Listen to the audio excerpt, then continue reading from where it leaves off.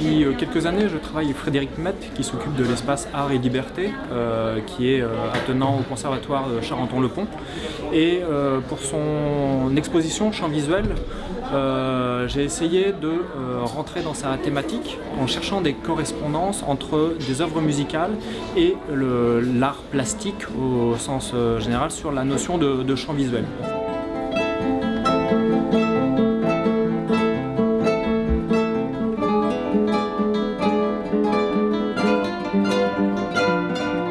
J'ai essayé de développer différentes approches qui dans la musique existent sur le jeu.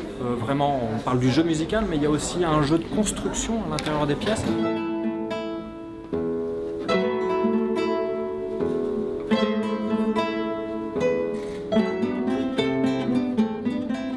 Ce jeu de construction peut être de différents rapports, soit un jeu de canon, c'est-à-dire des pièces où il y a un thème qui se juxtapose sur lui-même et crée sa propre harmonie. Ça, il en existe depuis le début du XIVe siècle.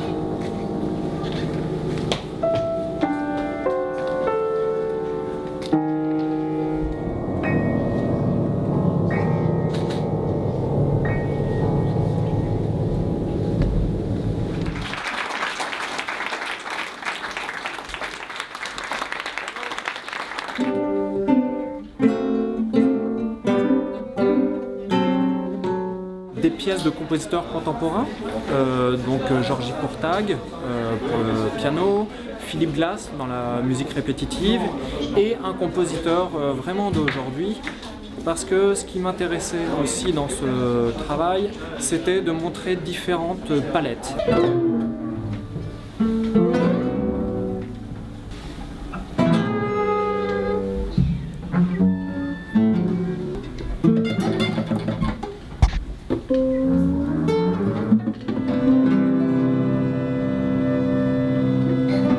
Certains compositeurs travaillent non pas sur la ligne mélodique, mais aussi sur la partition en elle-même, jouent avec les jeux de la partition en créant des partitions énigmatiques, comme au XVIe siècle, ou alors des partitions interactives, comme a proposé Sébastien Roux ce soir.